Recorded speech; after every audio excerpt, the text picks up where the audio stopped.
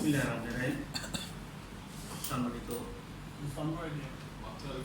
সাংবাদিক, প্রিন্ট ও ইলেকট্রনিক মিডিয়ার সাংবাদিকবৃন্দ, আসসালামু আলাইকুম।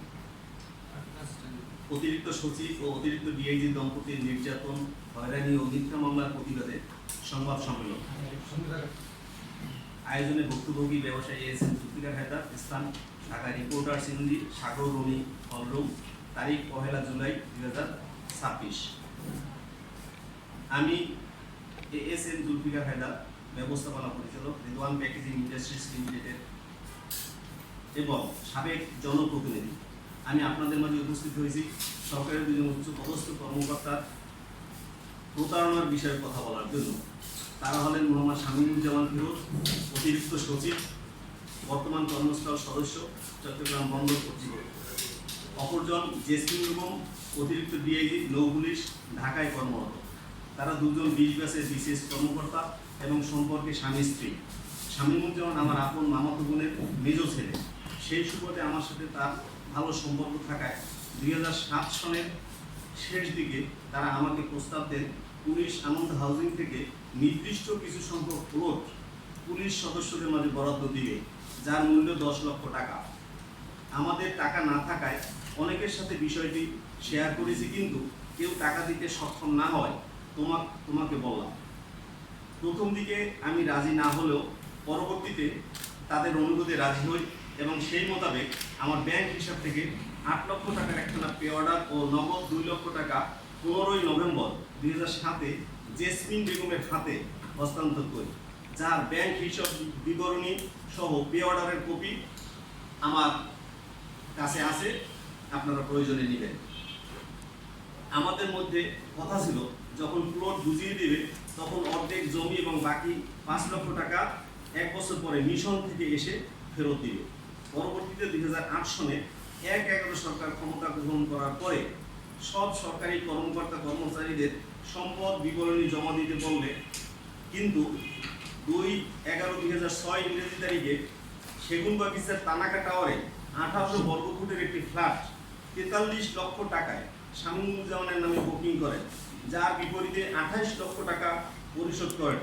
এত টাকার হিসাব দেখানো নিয়ে বিপত্তি দেখা দিলে নিরুপায় হয়ে আমাকে বাসায় ডেকে নিয়ে তাদের দুজন চাকরি রক্ষার্থে ওই ফ্ল্যাটটি কেনার জন্য অনুনয় বিনয় করেন। মানবিক দিক বিবেচনায় তাদের দুজনের চাকরি রক্ষার্থে ওই ফ্ল্যাটটি আমি নিতে রাজি হই। সেই মোতাবেক ডেভেলপার কোম্পানির অফিসে গিয়ে আমাকে ওই ফ্ল্যাটটি আমার নামে হস্তান্তর করেন। পরবর্তীতে 15 লক্ষ টাকা আমার নামে ব্যাংক লোন করে গত 14/5/2008 ইংরেজি তারিখ 3389 দলিলের মাধ্যমে 3389 নম্বর দলিলের মাধ্যমে ফ্ল্যাটটি আমার নামে সাব রেজিস্ট্রি দলিল নিয়ে নেই। 1 বছর পরে 2009 সনে আওয়ামী লীগ সরকার ক্ষমতায় এলে ওই ফ্ল্যাটটি ফেরত দেওয়ার জন্য আমাকে তাদের দুজনের প্রশাসনিক ক্ষমতা প্রয়োগ করে নানাভাবে মামলা হামলার ভয় দেখাতে থাকেন। পরিবারের নিরাপত্তার কথা ভেবে উক্ত ফ্ল্যাটটি 15/12/2009 ইংরেজি তারিখে 9402 নম্বর দলিলের মাধ্যমে টাকা ছাড়া 1825 বর্গফুটের ফ্ল্যাটটি রেজিস্ট্রি করে দিতে বাধ্য হই। কপি আছে আমার কাছে। কিন্তু দুঃখের বিষয়, আজ 18-19 বছর হতে চলল, জমি এবং ফেরত চাইতে গিয়ে নানানভাবে হয়রানি করছে, যার আংশিক বর্ণনা নিম্নে দেওয়া হলো। গত 15 বছর শামীমুজ্জামান আওয়ামী লীগের সাধারণ সম্পাদক, ওবায়দুল কাদের ও আওয়ামী লীগ নেতৃবৃন্দের একান্ত কাছের লোক হওয়ায় সড়ক পরিবহন ও সেতু মন্ত্রণালয়ের উপসচিব ও যুগ্ম সচিব হিসেবে কর্মরত ছিলেন এবং তার স্ত্রী বেগম জেসমিন তৎকালীন আইজিপি, ঢাকার কমিশনার মোহাম্মদ হাবিবুর রহমান সহ বড় কর্তাদের কাছের লোক হওয়ায় আমার জমি ও ফ্ল্যাট যতবার ফেরত চাইতে গিয়েছি ততবারই মামলা হামলার ভয় দেখিয়ে নিবৃত্ত করেছেন। পরবর্তীতে 5ই আগস্টের পট পরিবর্তনের পরে পুনরায় তাদের কাছে যোগাযোগ করে কোনো সাড়া না পাওয়ায় আমি তাদেরকে লিগ্যাল নোটিশ পাঠাই। তৎপরবর্তীতে আমার সাথে যোগাযোগ করে মোবাইলে মেসেজ এবং 2 দফায় আমার বাসায় আলোচনায় সিদ্ধান্ত হয় যে আমার জমি ও ফ্ল্যাট ফেরত দিবেন, যার কথোপকথনের রেকর্ড করা আছে।